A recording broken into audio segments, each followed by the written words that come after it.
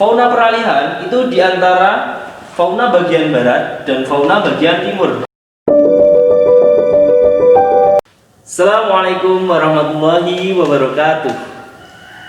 Selamat pagi siswa-siswi SMP Muhammadiyah 1 Depok. Musade karakter berbudaya. Oke, perkenalkan saya Pak Ilyas, ingin menyampaikan pembelajaran hari ini terkait dengan pelajaran IPS. Ya, pastinya sudah tidak asing lagi ya, tentunya untuk kalian tentang pelajaran IPS. Lalu apa materinya utama Pak Ilyas? Materi utama yaitu tentang persebaran fauna di Indonesia. Apa itu fauna? Nah, nanti kita akan pelajari bersama-sama ya. Dan apa yang akan menjadi tujuan pembelajaran kita hari ini? Yang pertama yaitu siswa-siswi atau peserta didik dapat menjelaskan keanekaragaman fauna di Indonesia. Kemudian kita dapat membedakan karakteristik fauna di Indonesia. Kemudian kita dapat mengklasifikasikan fauna di Indonesia, dan kita dapat menganalisis permasalahan-permasalahan tentang fauna yang ada di Indonesia. Oke anak-anak, pernahkah kalian pergi ke kebun binatang? Tentunya semuanya sudah ya. Lalu apa yang bisa kalian lihat di kebun binatang? Tentunya banyak hewan-hewan yang ada di kebun binatang, entah itu yang punya bulu ataupun yang tidak berbulu. Lalu apa binatang yang berbulu dan apa yang binatang yang tidak berbulu? Dari mana asalnya binatang tersebut? Kemudian tempatnya itu di mana toh? Nah, pembelajaran hari ini kita akan mempelajari tentang asal, usul, dan tempat ditemukannya hewan-hewan tersebut. Mari anak-anak, kita langsung ke materi yang akan kita pelajari hari ini, yaitu tentang fauna Indonesia atau persebaran fauna di Indonesia. Pernahkah kalian mendengar istilah binatang berkaki 4 berloreng? Apa itu? Singa atau harimau? Tentunya harimau ya, bukan kucing ya. Oke, lalu di mana saja asal harimau itu? Nah, ada yang tahu? Mari kita lihat peta kawasan Indonesia ya. Nah, harimau itu berasal dari Indonesia bagian barat, tentunya di Pulau Sumatera, Jawa, dan Kalimantan. Kenapa kok tidak ada di Papua? Kenapa kok tidak ada di Sulawesi? Nah, mari kita mempelajari lagi tentang hewan-hewan dan persebaran yang ada di Indonesia. Jadi, fauna itu merupakan binatang ya. Jadi fauna itu binatang. Kemudian ada 3 tempat di Indonesia yang menjadi karakteristik atau pembagian wilayah persebaran fauna di Indonesia. Yang pertama itu ada fauna asiatis atau fauna Indonesia sebelah barat, yaitu meliputi Pulau Sumatera, Pulau Jawa, dan Kalimantan. Kemudian yang kedua yaitu fauna peralihan. Fauna peralihan itu diantara fauna bagian barat dan fauna bagian timur, berada di Sulawesi dan Nusa Tenggara. Kemudian yang ketiga yaitu fauna bagian timur, meliputi Maluku dan daerah di sekitar Papua. Lalu apa saja ciri-ciri ketiga tempat ini? Apakah sama atau berbeda Pak Ilyas? Nah, tentunya berbeda.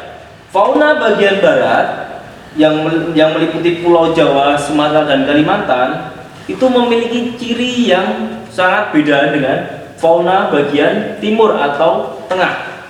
Fauna bagian barat biasanya secara umum binatang ini memiliki badan yang besar. Kemudian fauna bagian timur itu biasanya memiliki badan yang kecil. Akan tetapi fauna bagian timur itu memiliki warna yang unik dan eksotis. Jadi kalau untuk bagian timur itu ciri utamanya biasanya di warna yang eksotis atau beragam. Kemudian di bagian tengah itu dikenal dengan fauna endemik. Apa itu fauna endemik? Ada yang tahu? Oke, kalau tidak ada yang tahu, saya jelaskan ya. Fauna endemik yang notabene umumnya ada di Indonesia bagian tengah itu fauna yang tidak terdapat di daerah manapun atau di negara manapun. Misalnya kalian pergi ke Afrika, pergi ke London, Inggris, pergi ke Amerika, itu tidak akan menemui binatang yang ada di Indonesia bagian tengah. Itu namanya hewan endemik atau hewan khas daerah Indonesia bagian tengah. Lalu apa saja hewan-hewan yang ada di Indonesia bagian tengah, bagian barat dan bagian timur? Ya, contoh hewan Indonesia bagian barat ya. Indonesia bagian barat contohnya harimau, banteng, kemudian ada orang-utan ya. Orang-utan. Kemudian Indonesia bagian tengah apa saja? Ada babi, rusa, dan anoa. Nah, yang menjadi ikon kebanggaan bangsa Indonesia ada di Pulau Komodo di Nusa Tenggara, yaitu Komodo. Nih tempatnya di sini nih, ya. Kalau besok kalian sudah jadi pejabat, mau main-main ke Komodo, nah jangan lupa lestarikan fauna Indonesia. Kemudian ya apa saja yang ada di Indonesia bagian timur? Indonesia bagian timur itu meliputi wilayah Papua dan Maluku. Itu yang umum yang bisa kalian cari di Google ya, misalnya ya, itu coba cek burung cendrawasih yang bulunya beraneka ragam dan unik. Nah, kemudian ada lagi seperti kuskus. Nah, itu juga berada di wilayah bagian timur. Ada kuasari, kasuari kok kuasari, maaf ya, kasuari, burung kasuari, burung maleo itu juga berada di Indonesia bagian timur. Nah, setelah kita mengklasifikasikan keanekaragaman fauna dan persebarannya di Indonesia, mari kita lihat buku paket yang sudah ada dan sudah kalian punya. Ya, ini ya, buku IPS ya.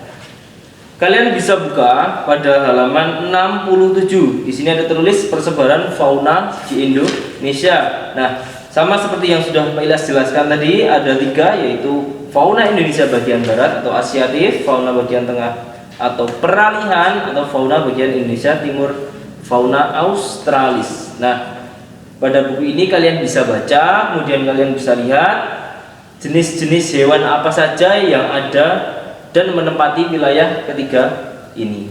Oke, sampai dilihat sampai halaman 70. Baik anak-anak, kita sudah sampai pada kesimpulan bahwasanya fauna di Indonesia itu terbagi menjadi 3, yaitu Indonesia bagian barat atau Asiatis, Indonesia bagian tengah atau peralihan, Indonesia bagian timur atau Australis. Jadi keanekaragaman fauna di Indonesia itu ternyata dibagi menjadi 3. Oke anak-anak, Pak Ilyas akan memberikan tugas kepada kalian melalui link di bawah ini ya.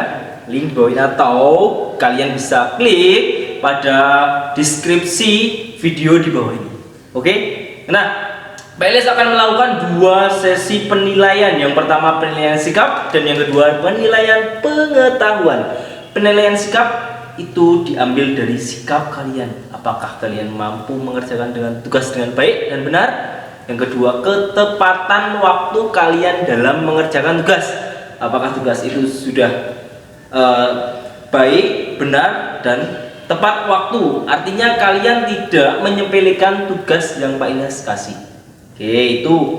Terus kemudian kalian juga harus tanggung jawab sebagai siswa, yaitu mengerjakan tugas. Kemudian ada yang kedua adalah nilai pengetahuan.